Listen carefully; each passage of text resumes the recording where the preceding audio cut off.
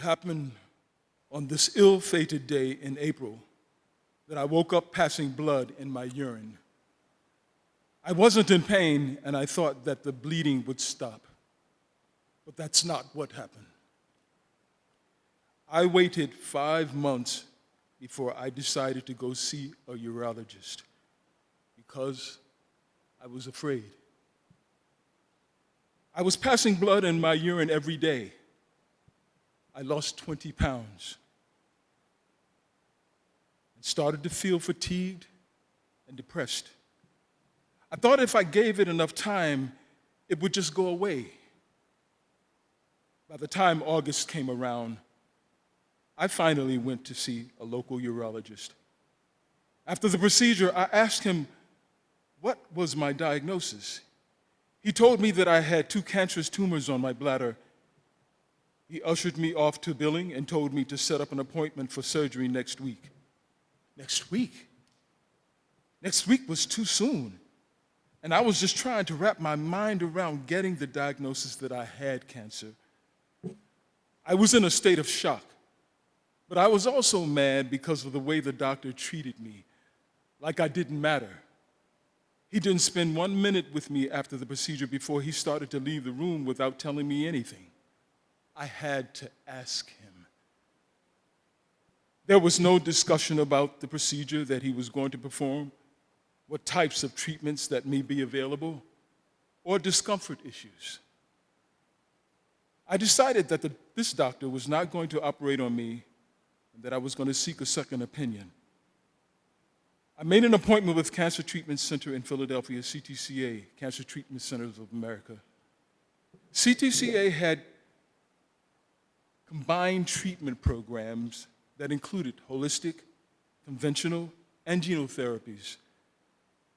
I was on a waiting list for 6 months, and I was still passing blood.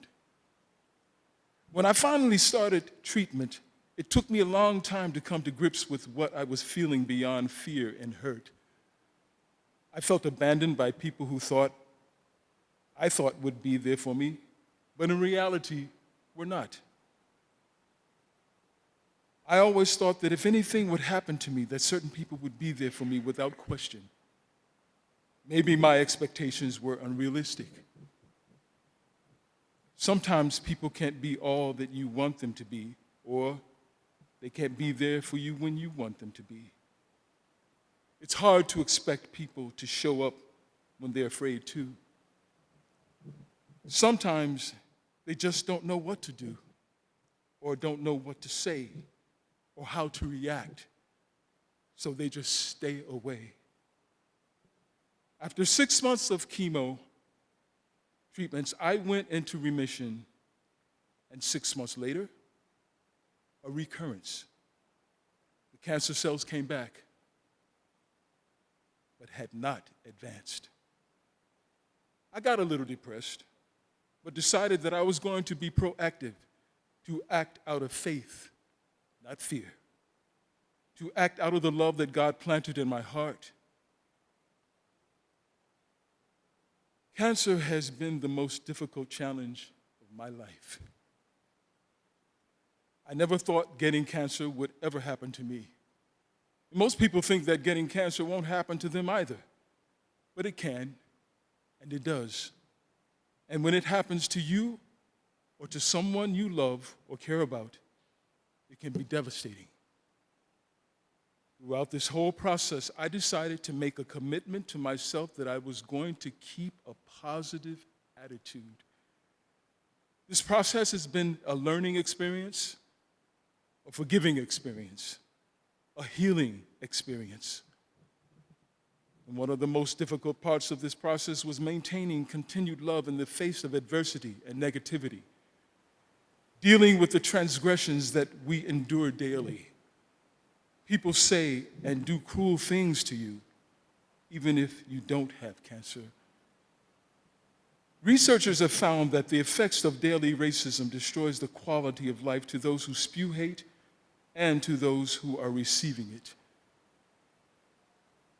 It is one of the contributing factors of cancer. The culmination of all the cruelty and harm that one human inflicts upon another, coupled with the destruction of his or someone else's environment.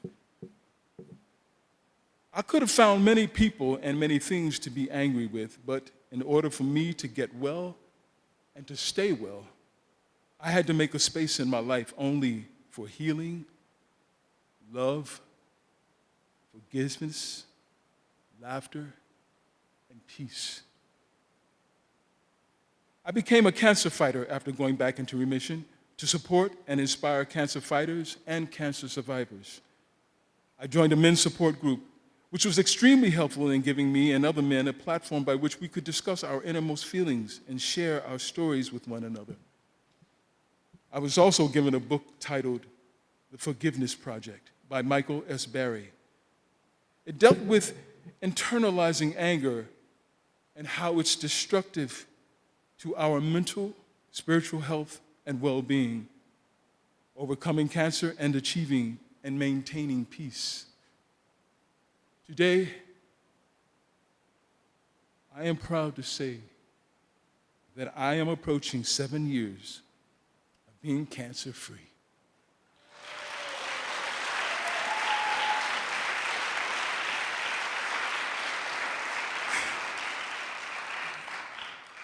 Never, ever put anything on hold or wait because of your fear. Time is precious. 125,600 minutes is all measured in love. I thank God for the continued presence in my life, to those who showed up, to those who took the time to be with me, to those who didn't, and to those who gave me support in different ways. It's amazing what a kind word or gesture can do to uplift one's spirit, to let you know that you are not alone, that someone cares about you, to let you know that your existence makes a difference in their lives, to let you know that they will stand there and be there with you through the darkness and to the light.